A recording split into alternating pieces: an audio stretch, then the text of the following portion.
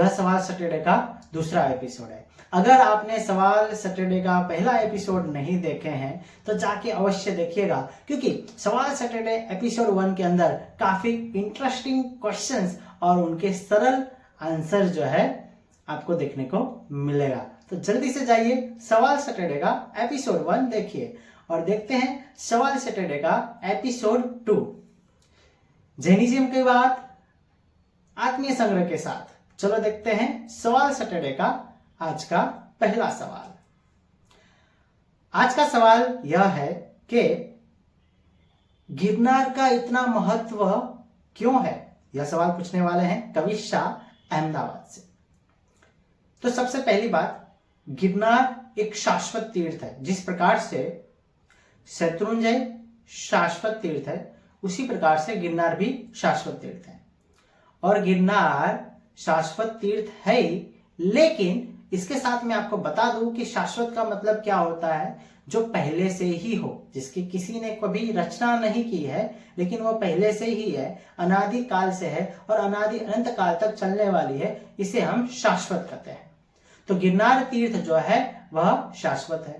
दूसरी बात, गिरनार तीर्थ का इतना महत्व क्यों है, क्योंकि हमारे तीर्थंकर परमात्मा श्री नेमिनाथ प्रभु जब शादी करने के लिए जाते हैं, शादी न करते हुए वापिस आते हैं और जूनागढ़ की तरफ जाके गिरनार पर्वत पे संयम जीवन का स्वीकार करते हैं।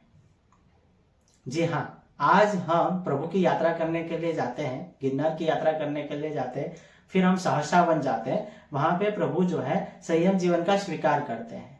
संयम जीवन का स्वीकार कर साधना करते हैं, आराधना करते हैं और साधना करने के बाद वही गिरनार तीर्थ के ऊपर परमात्मा को केवल ज्ञान की प्राप्ति होती है। और मैं आपको बता दूं कि केवल ज्ञान की प्राप्ति होने के बाद, समय पसार होने के बाद, हमारे नेमिनाथ परमात्मा जो है 22वें तीर्थंकर श्री नेमिनाथ परमात्मा, उनको केवल ज्ञान की प्राप्ति होती है और उसके बाद वहां से मोक्ष गति भी गिरनार तीर्थ से ही जाते हैं। अर्थात यह तीन बातें, यह तीन कल्याणक जो है नेमिनाथ परमात्मा का गिरनार तीर्थ पे ही हुआ। इसीलिए गिरनार तीर्थ का इतना महत्व आज हमें देखने को मिलता है। और सच में इतना महत्व जबरदस्त है ही। अगर मैं अपनी बात करूं ना, खुद की मैं बात करता हूं, गिरनार तीर्थ की पहली यात्रा करने के लिए मुझे लगभग अभी भी याद है, तो मैं 7th स्टैंडर्ड में था, तब मैं पहली यात्रा करने के लिए ठंडी के सीजन में मैं गया था। और खुद के तरफ से नहीं गया था, स्कूल के तरफ से एक ट्रिप रखा था और वही ट्रिप में हम गए थे।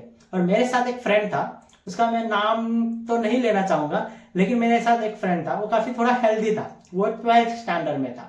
हम दोनों अच्छे से यात्रा करने के लिए निकल पड़े, सभी बच्चे निकले, हम भी यात्रा करने के लिए निकल पड़े। और जैसे ही 500 से 600 सीढ़ी हम पहुंचे, वो भी थक गया और मैं भी थक गया। दोनों थक गए, 10 मिनट वहां पे बैठे, हम दोनों ने डिसीजन लिया कि अभी हमें यात्रा नहीं करनी है। मुझे बड़े अफसोस के साथ बताना पड़ रहा है कि हाँ, तब वो और मैं, हम दोनों वह यात्रा नहीं करते हैं, वापिस आ जाते हैं। और उसके बाद 8th standard, 9th standard, 10th standard जैसे ही कंप्लीट होता है, मैं पहली बार गिरनार की यात्रा करने के लिए आता हूँ। पहली बार आया था, लेकिन आधा अधूरा था। मैं गिरनार की यात्रा 10th स्टैंडर्ड कंप्लीट करके गिरनार की यात्रा करने के लिए आता हूँ, गिरनार की यात्रा करता हूँ, परमात्मा नेमिनाथ दादा के दरबार जाता हूँ और वहां पे प्रभु की जो प्रतिमा होती है अद्भुत, वह प्रतिमा को देख के सहज रूप से 2 हाथ में जोड़ता हूँ और प्रभु को नमस्कार करता हूँ। और मन के अंदर मतलब अश्रु की धारा बह रही है। और वहां से निकला ना, जब शाम को निकला, तब एक अफसोस मेरे मन में रहा था कि काश उस दिन मैंने पहली यात्रा पूर्ण कर लिया होता। मैं आज प्रभु की यात्रा करने के लिए क्यों आया हूँ, मतलब वहां की औरा कुछ इस प्रकार से है कि आप परमात्मा नेमिनाथ दादा की यात्रा करने के लिए जाते हो और जैसे ही परमात्मा को देखते हो, परमात्मा की ऊर्जा जो है वह हमारे शरीर के अंदर आ जाती है। यह ऊर्जा आज भी हमें अनुभव होता है। साक्षात अंबिका देवी गिरनार महापर्वत पे विराजमान है। साक्षात अंबिका देवी, हाँ, अमावस के दिन अंबिका देवी आते हैं और प्रदक्षिणा भी देते हैं। और साथ ही मैं आपको बता दूं, जो पशु पंखी गिरनार तीर्थ पे रहते हैं ना, मतलब पशु पंखी आदि जो गिरनार पर्वत के अंदर रहते हैं, तो वह उनका भी 7 से 8 भव में मोक्ष निश्चित है। तो सोचो गिरनार का महत्व कितना होगा।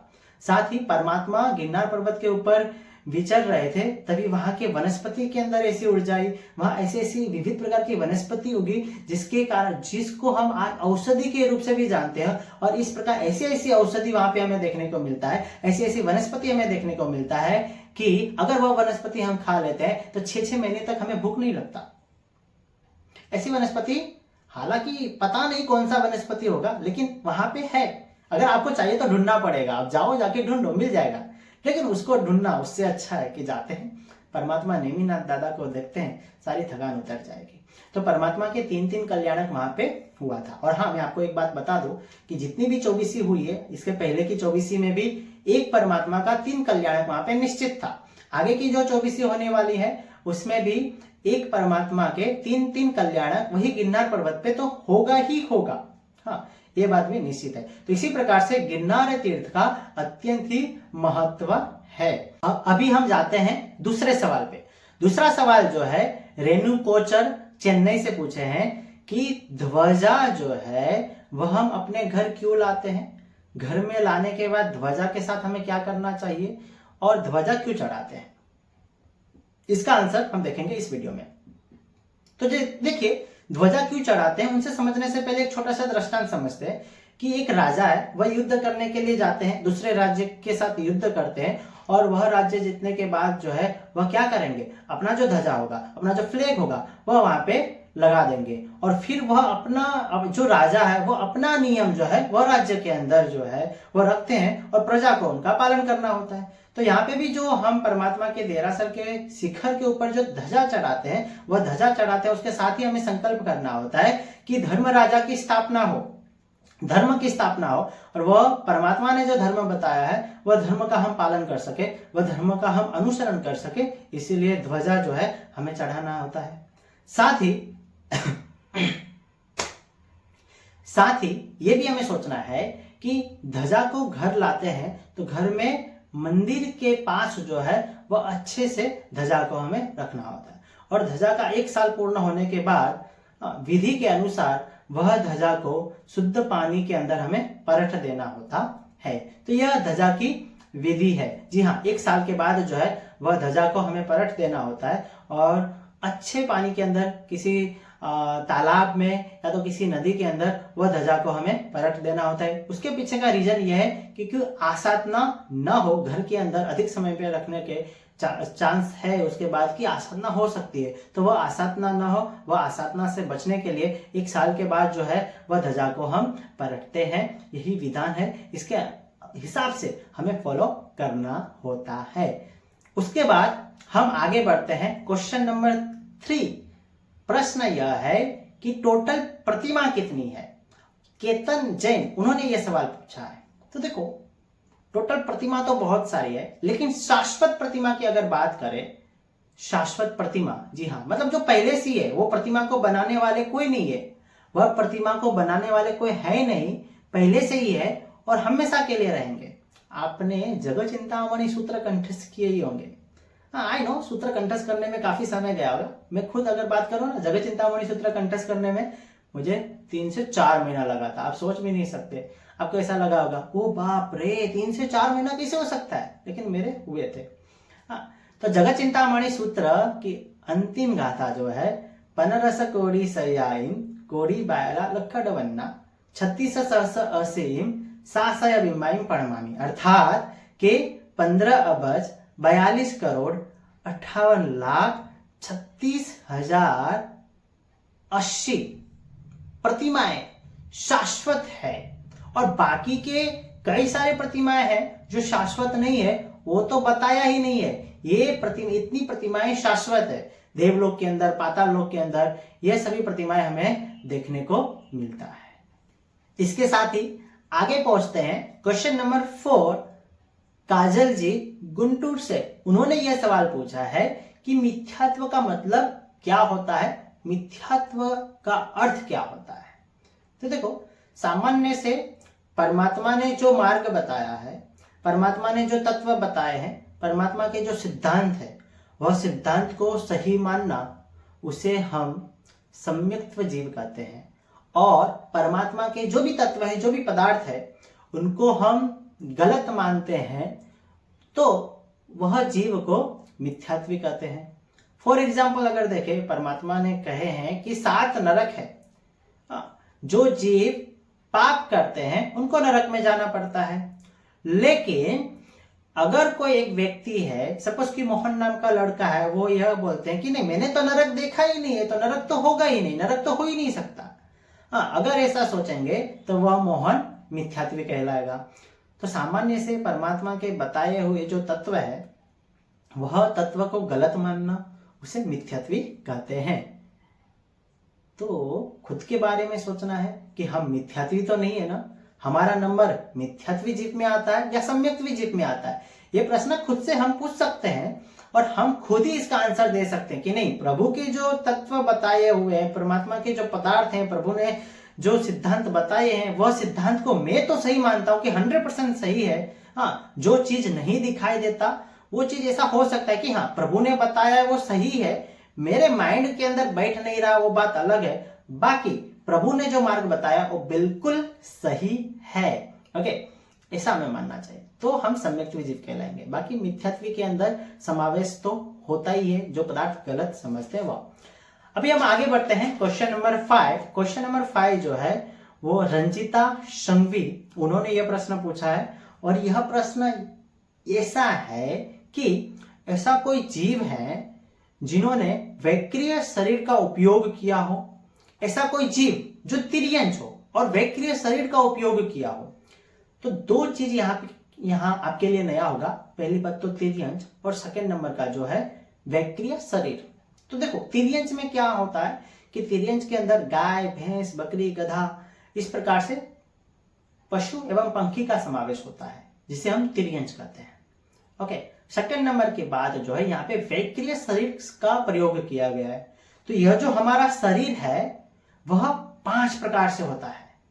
हाँ, शरीर की व्याख्या अगर हम करें कि जो नाशवंत है, जिसका कभी ना कभी एक समय में नाशवंत तो नष्ट तो होना ही है, हाँ, उसको हम शरीर कहते हैं। आज ये शरीर है, 50 साल के बाद यही शरीर नहीं रहेगा। उसके बावजूद भी हमें ये शरीर के प्रति मोह है। इसके अंदर जो आत्मा है वो अनादिकाल से है और अमर है, अमर हो जाएगा, तो भी हमें उसके प्रति मोह नहीं होता। तो जो हमारे पास यह शरीर है वो 5 प्रकार से होता है। हाँ, औदारिक, आहारक, वैक्रिय, तेजस एवं कार्बन। तो उसमें से वैक्रिय शरीर क्या है? तो वैक्रिय शरीर का मतलब होता है कि विविध क्रिया, जिस शरीर के माध्यम से हम विविध क्रिया कर सके उसे कहते हैं वैक्रिय शरीर। फॉर एग्जाम्पल, अगर कोई छोटा व्यक्ति है, हाइट कम है, अगर उनको हाइट बड़ा करना हो तो वह कर सकते हैं वैक्रिय शरीर के कारण से। कोई व्यक्ति काला है तो वो गोरा भी हो सकता है। अगर कोई व्यक्ति, हाँ, आप तारक मेहता तो देखते ही होंगे ना, तारक मेहता के अंदर हाथी भाई, उनका जो शरीर है, और हाथी भाई अगर ऐसा सोचे कि मुझे पोपटलाल जैसा होना है, तो हाथी भाई पोपटलाल जैसे हो सकते हैं, जी हाँ, लेकिन वैक्रिय शरीर होना चाहिए। तो वैक्रिय शरीर का मतलब यही होता है कि हम विविध क्रिया कर सके। हाँ, तो ऐसा शरीर तिर्यंच को भी होता है। सभी को हो कंपलसरी ऐसा कोई जरूरी नहीं, लेकिन तिर्यंच को भी यह शरीर हो सकता है, लेकिन वह प्राप्त करना होता है साधना आराधना करके, ऐसे ही नहीं मिलता। ओके, ये बात मनुष्य को भी होता है, लेकिन हमारे पास अभी नहीं है। साधना आराधना करेंगे तो यह शरीर हमें प्राप्त हो सकता है। और ऐसे पास्ट के अंदर कई सारे आत्मा हैं जिन्होंने यह शरीर की प्राप्ति की है। तो यह वैक्रिय शरीर तिर्यंच के पास हो सकता है, लेकिन ऐसा कोई उदाहरण अभी तक देखने को मिला नहीं है। हाँ, स्पेशली रंजिता बेन कि जिन्होंने जो तिर्यंच है और उनके पास यह शरीर है और उन्होंने उपयोग किया हो, ऐसा कोई एग्जाम्पल देखने को नहीं मिला, लेकिन ऐसा शरीर हो सकता है, यह तद्दन सत्य है। ओके, अभी आगे बढ़ते हैं क्वेश्चन नंबर 6। आज हम टोटल 8 प्रश्न देखने वाले हैं। जी हाँ, उसमें से 6ठा नंबर का यह प्रश्न, तो कि इस काल चक्र के बाद आगे का क्या होगा, आगे क्या होने वाला है। तो देखो, काल चक्र एक बहुत ही बड़ा टॉपिक है। अगर हमें समय मिलेगा तो इस टॉपिक पे हम विस्तार से जो है एक अच्छा सा वीडियो बनाएंगे और आप सभी के सामने प्रस्तुत करेंगे। लेकिन प्रीति जैन जो हैदराबाद से हैं, उन्होंने ये सवाल पूछा है तो उनको अवश्य जवाब तो मिलना ही चाहिए। तो देखो, काल चक्र 2 पार्ट में डिवाइड होता है, एक उत्सर्पिणी और एक अवसर्पिणी। हाँ, एक उत्सर्पिणी और एक अवसर्पिणी। अवसर्पिणी के अंदर 6 आरे होते हैं, मतलब सोचो कि 6 स्टेप्स होते हैं। उत्सर्पिणी के अंदर भी 6 स्टेप्स होते हैं, 6 आरा होता है। तो उसमें से अभी अवसर्पिणी के अंदर जो चल रहा है, अवसर्पिणी और उत्सर्पिणी, अवसर्पिणी में धीमे धीमे धीमे घटते घटते आता है, तो उसमें से अभी 5वां आरा चल रहा है। 5वां आरा का नाम है दूसम। और उसके बाद जो अभी का आरा चल रहा है, इसके बाद 6ठा स्टेप्स आएगा, मतलब 6ठा आरा आएगा, जिसका नाम होगा दूसम दूसम। जी हाँ, और दूसम दूसम का मतलब क्या होता है? दुख ही दुख। मतलब 6ठे आरे के अंदर इतना दुख होता है, इतना दुख होगा, इतना दुख होगा कि हम कल्पना भी नहीं कर सकते। तो भी मैं थोड़ी सी कल्पना आप सभी को करवाऊंगा। 6ठे आरा में जाना, वो नरक से भी, 6ठे आरा के अंदर नरक से भी ज्यादा जो है वो वेदना हमें देखने को मिलेगा। 6ठे आरा के अंदर मैक्सिमम आयुष्य कितना होगा? 20 साल का। उनकी ऊंचाई कितनी होगी? 1 हाथ की। मतलब 6ठे आरे के अंदर जिनका भी जन्म होगा वो उनकी ऊंचाई यहां से यहां तक, बस इतना ही होगा, इससे ज्यादा नहीं। 6ठे आरे में 5 से 6 साल में तो विवाह भी हो जाएगा, गर्भवती भी स्त्री गर्भवती भी हो जाएगी। हाँ, 6ठे आरे में यहाँ पे भरत क्षेत्र के अंदर धर्म का नामो निशान नहीं होगा। 6ठे आरे के अंदर जो है कोई व्यक्ति शाकाहारी नहीं होंगे। 6ठे आरे के अंदर किसी को भी वेजिटेबल फूड नहीं मिलेगा। आप सभी को, हम सभी को, आखिर जितने ये सारे फैक्टर्स जो अभी दिख रहा है, 6ठे आरे के अंदर कुछ भी नहीं रहेगा, धर्म का नामो निशान नहीं रहेगा।